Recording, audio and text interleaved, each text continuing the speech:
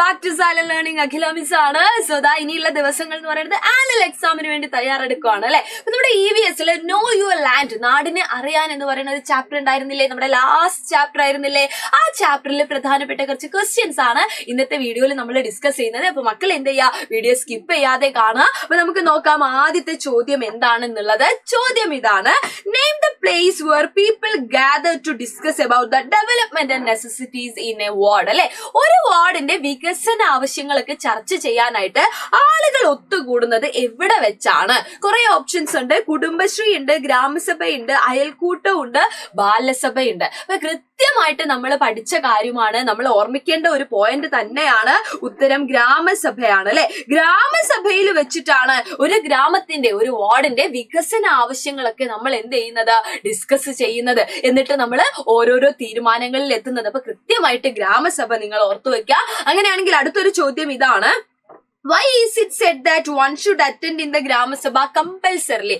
എന്തുകൊണ്ടാണ് ഒരാള് നിർബന്ധമായിട്ടും, ഒരു വ്യക്തി നിർബന്ധമായിട്ടും ഗ്രാമസഭയിൽ പങ്കെടുക്കണം എന്ന് പറയുന്നത് എന്ന് ചോദിച്ചു കഴിഞ്ഞാൽ നമ്മൾ പറയാം, നമ്മൾ ഇപ്പൊ പറഞ്ഞ പോയിന്റ് തന്നെയാണ് അവിടെ വരുന്നത്. എന്താണ്?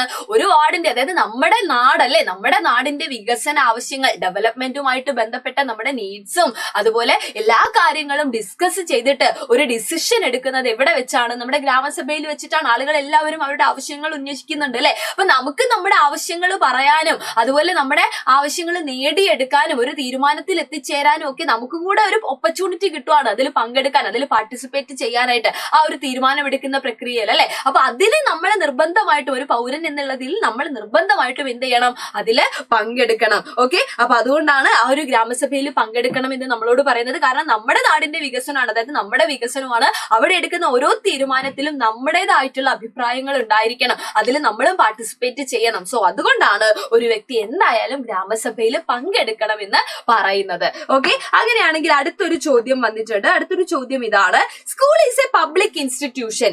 What are the facilities and services we get from school?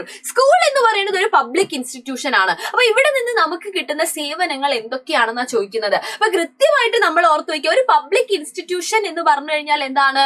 നമ്മുടെ അല്ലെ ജനങ്ങളുടെ ആവശ്യങ്ങൾ നിറവേറ്റാനായിട്ട്, നമ്മുടെ കാര്യങ്ങളൊക്കെ നിറവേറ്റാനായിട്ട് സർക്കാരിന്റെ കീഴിലുള്ള, അല്ലെങ്കിൽ പൂർണ്ണമായിട്ട് അല്ലെങ്കിൽ ഭാഗികമായിട്ട് സർക്കാരിന്റെ നിയന്ത്രണത്തിലുള്ള സംരംഭങ്ങളെയാണ് നമ്മൾ പബ്ലിക് ഇൻസ്റ്റിറ്റ്യൂഷൻ അല്ലെങ്കിൽ പൊതുമേഖലാ സ്ഥാപനങ്ങൾ എന്ന് പറയുന്നത്. ഒരുപാട് പബ്ലിക് ഇൻസ്റ്റിറ്റ്യൂഷൻസ് ഉണ്ട് അല്ലെ, ഒരുപാട് പൊതുമേഖലാ സ്ഥാപനങ്ങളിലെ നമ്മുടെ ആവശ്യങ്ങളൊക്കെ നമ്മൾ നിറവേറ്റുന്നത് അവിടെയൊക്കെ പോയിട്ടാണ് അല്ലെ, അവരിലൂടെ ഒക്കെയാണ്. അതിൽ ഏറ്റവും പ്രധാനപ്പെട്ട ഒരു സ്ഥാപനമാണ് നമ്മുടെ സ്കൂൾ എന്ന് പറയുന്നത്. അപ്പൊ എങ്ങനെയാണ് സ്കൂൾ ഒരു പൊതുമേഖലാ സ്ഥാപനം ആവുന്നത്, ഒരു പബ്ലിക് ഇൻസ്റ്റിറ്റ്യൂഷൻ ആവുന്നത് എന്ന് ചോദിച്ചു കഴിഞ്ഞാൽ നമുക്കറിയാം, ജനങ്ങൾക്ക് വേണ്ടിയിട്ടാണ് സ്കൂളുകൾ പ്രവർത്തിക്കുന്നത് അല്ലെ. ഒരു നാടിന്റെ വികസനം എന്ന് പറയുന്നത് സത്യം പറയുവാണെങ്കിൽ അവിടെയുള്ള വിദ്യാഭ്യാസത്തിനെ എന്ത് ചെയ്തിട്ടുണ്ട്, ബന്ധപ്പെട്ട് കിടക്കുന്നുണ്ട്. കാരണം അവിടെയുള്ള ഓരോ കുട്ടിക്കും എന്തുണ്ടായിരിക്കണം, വിദ്യാഭ്യാസം കിട്ടിയിരിക്കണം. അപ്പൊ education for all, yes, education for all, എല്ലാവർക്കും വിദ്യാഭ്യാസം എന്നുള്ളതാണ് സ്കൂളുകളിൽ നിന്നും വിദ്യാലയത്തിൽ നിന്നും നമുക്ക് കിട്ടുന്ന ഏറ്റവും വലിയ സേവനം എന്ന് പറയുന്നത്. അതിനു വേണ്ടിയിട്ടാണ് സ്കൂളുകൾ എല്ലാ സ്ഥലത്തും വന്നു തുടങ്ങിയത് അല്ലെ. ഇന്നിപ്പോ എല്ലായിടത്തും ഉണ്ട്, എന്നാൽ പണ്ട് അങ്ങനെയല്ല. അപ്പൊ പണ്ട് സ്കൂളുകളൊന്നും ഇല്ലാതിരുന്ന കാലത്ത്, എണ്ണം കുറഞ്ഞിരുന്ന കാലത്ത് പോലും ഓരോ നാട്ടിലും ഓരോ സ്കൂളെങ്കിലും വേണം എന്നുള്ള ആ ഒരു ചിന്ത വന്നത് തന്നെ എങ്ങനെയാണ്? യെസ്, എഡ്യൂക്കേഷൻ ഫോർ ഓൾ, എല്ലാവർക്കും വിദ്യാഭ്യാസം എന്നുള്ള ആ ഒരു ചിന്തയിൽ നിന്ന് തന്നെയാണ് അല്ലെ. അപ്പൊ പബ്ലിക് ഇൻസ്റ്റിറ്റ്യൂഷൻ ആയിട്ടുള്ള സ്കൂളിൽ നിന്ന്, വിദ്യാലയങ്ങളിൽ നിന്ന് നമുക്ക് കിട്ടുന്ന ഏറ്റവും വലിയ ഫെസിലിറ്റി അല്ലെങ്കിൽ ഏറ്റവും വലിയ സേവനം എന്താണെന്നൊരു ചോദ്യം വന്നു കഴിഞ്ഞാൽ ആദ്യം നമ്മൾ പറയേണ്ടത് വിദ്യാഭ്യാസമാണ്, എഡ്യൂക്കേഷൻ ആണ്. കൂട്ടത്തിൽ അതിനെ എന്താണ് പ്രോത്സാഹിപ്പിക്കാനായിട്ട് അല്ലെങ്കിൽ അതിനെ ഒന്ന് സപ്പോർട്ട് ചെയ്യാനായിട്ട് നമുക്ക് പാഠപുസ്തകങ്ങൾ കിട്ടുന്നുണ്ട് അല്ലെ, ടെക്സ്റ്റ് ബുക്കുകൾ കിട്ടുന്നുണ്ട്,